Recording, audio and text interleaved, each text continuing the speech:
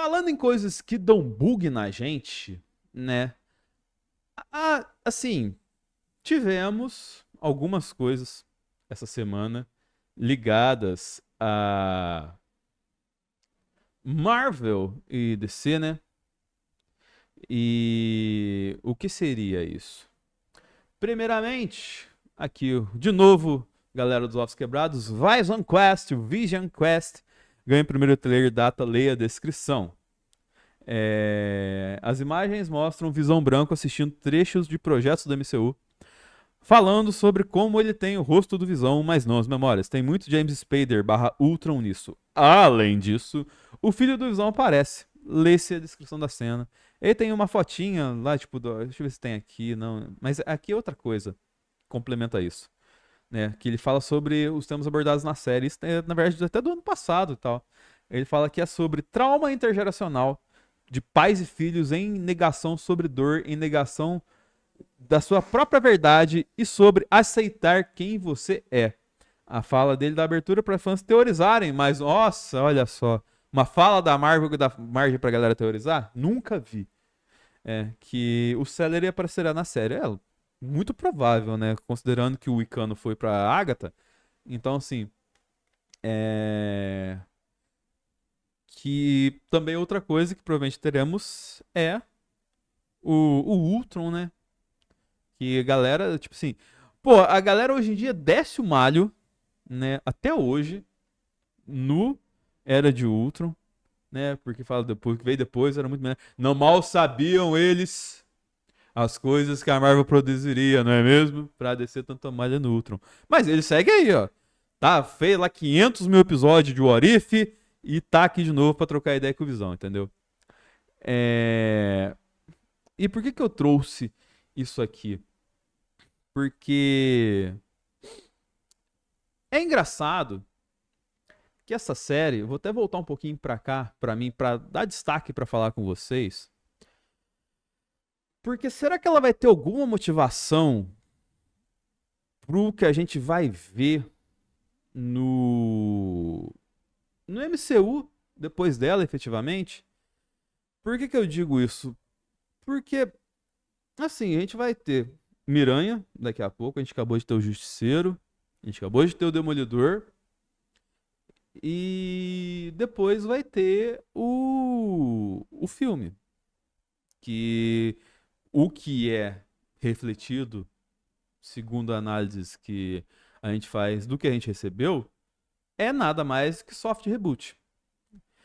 Só que aí eu pergunto, será que vai rebootar mesmo? Né?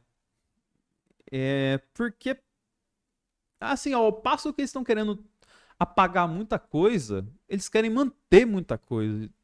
Qual o sentido de você trazer uma história nova do Visão a essa altura do campeonato?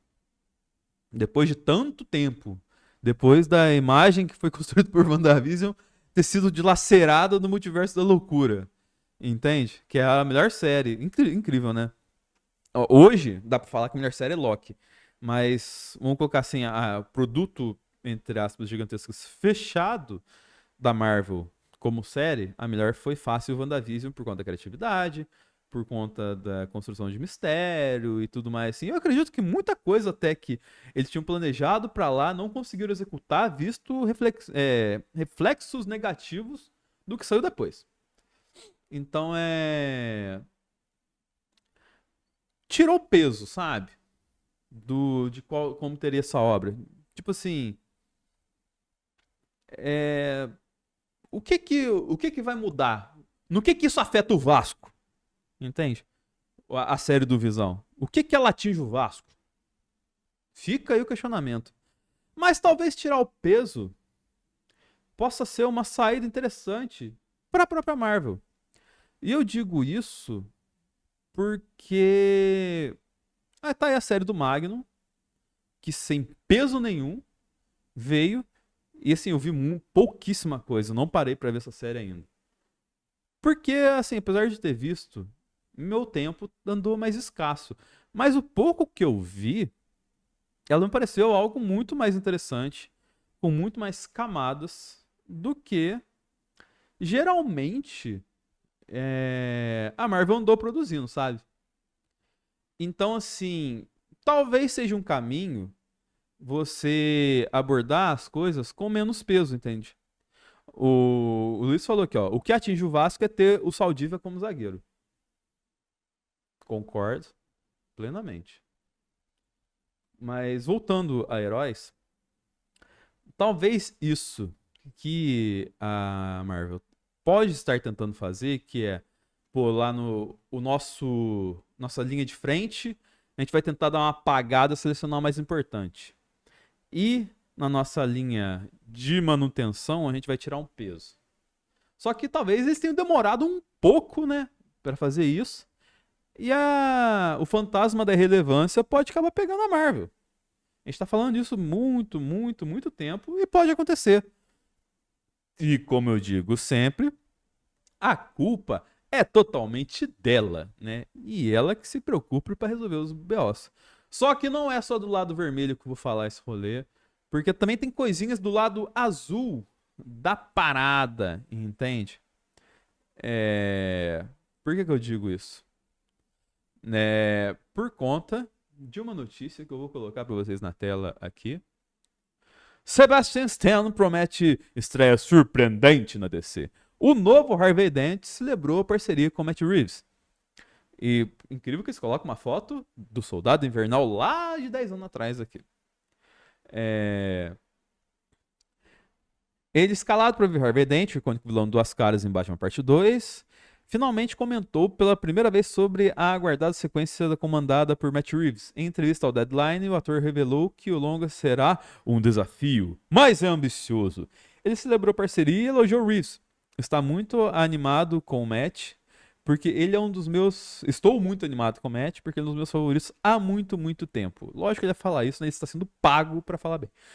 E mesmo que ele não fosse pago, se ele falasse mal, ele ia jogar contra o filme, né?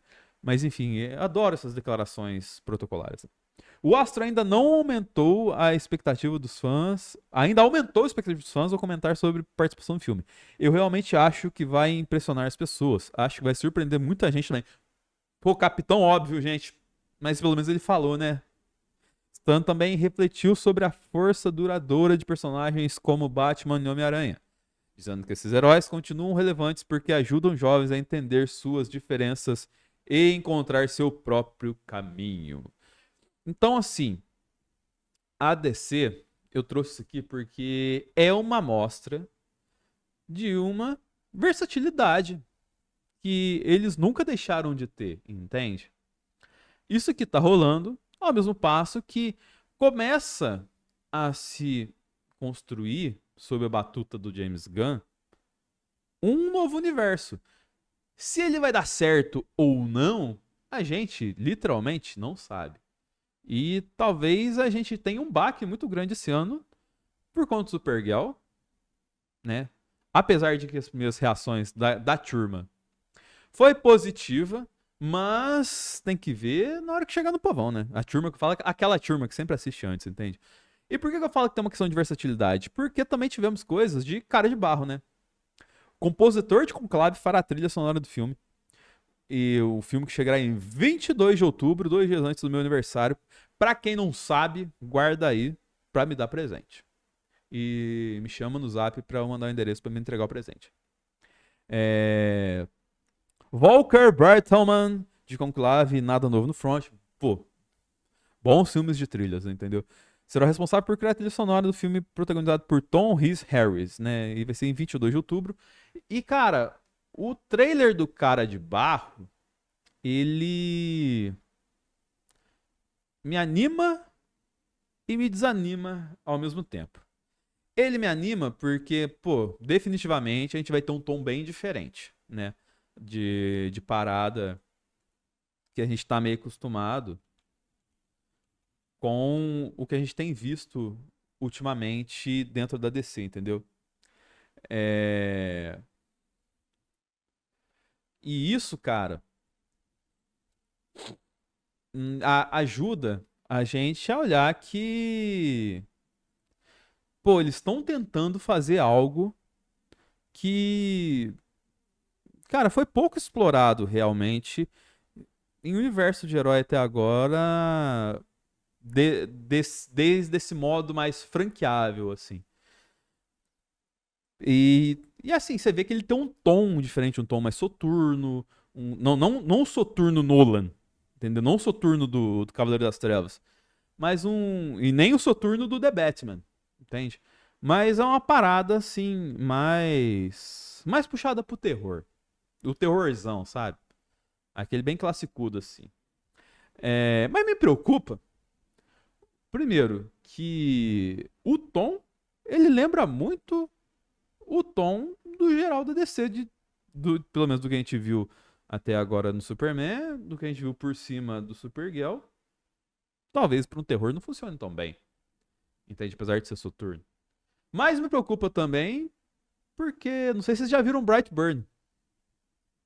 E é um terror. Não é dirigido pelo James Gunn, mas conduzido pela equipe do James Gunn. E, cara, é o jovem Homelander, basicamente, o filme. Vamos falar de The Boys, não saiam daí, deixem seu like e ajudem a gente a fazer um conteúdo mais legal. Mas. Me preocupa porque, cara, é um terror esquisitíssimo, sabe? Então, assim. É meio como se fosse dois extremos, né? Um lado você não tem. Você vê eles meio que tentando trabalhar uma versatilidade, que é o do lado da Marvel. E no outro você tem umas versatilidades um tanto quanto esquisitas. Vale lembrar o Lanterna Verde, né? Então, assim, o cenário que a gente tem em 2026 aí, de futuro de filme de super-herói, ele é totalmente bagunçado e virou um tiroteio. Me lembra até alguns tempos atrás, né? De algumas outras coisas que aconteceram no rolê de não só ligado a heróis, mas que girava em torno da estrutura de heróis, sabe? É, de pessoas tentando emplacar franquias, assim, e começa a dar tiros no escuro. É, o que eu espero, e assim, como fã, independente de como for, é que os lados da franquia acertem os tons e em cima desses tons saibam como conduzir, entendeu? Você pode ter tons diferentes. Eu falo um tom geral, uma forma geral. Porque até me incomoda um pouco, eu vou falar mais à frente, quando for falar de Justiceiro, que pô, o tom MCU quebra um pouco do peso do tom Netflix, que foi de onde surgiu o personagem, sabe? Então, não adianta você fazer um tom que não vai funcionar pra todo mundo. Tem que ser um tom que funcione legal pra geral. Que o nosso forte é a rima aqui, tá ligado? Mas que ao mesmo tempo tenha como ter a sua própria cara, entende? Então, assim, a gente tá num cenário caótico, né? Eles vão ter que resolver. Eu sempre digo isso, até pra você que tá assistindo. Você não tem que preocupar em resolver. Você não tem que preocupar em defender a Marvel, defender a DC. Pô, os caras ganham bilhões pra fazer isso, sabe? E pra conceber o filme, pra construir as paradas assim. Cara, por que você vai debater na internet como os caras vão resolver? Você pode criticar, você pode apontar coisas que você gosta ou não, mas. Pô, eu vou defender a Marvel até o fim, vou defender a DC até o fim, não faz o menor sentido, sabe? Eu acho que a grande lição que eu deixo mais uma vez, né? Eu acabo sendo repetitivo quando eu falo esse tipo de coisa, mas é que no fim das contas é isso. Porque eu vejo muita gente perdendo um tempo gigantesco falando, não, mas na Marvel os caras fazem desse jeito, sabe? Vai estar perdido um plano. E não é, cara. Não é, definitivamente não é. Da mesma forma que na DC, pô, a gente mal sabe quem que vai ser o dono da DC daqui a 6 meses.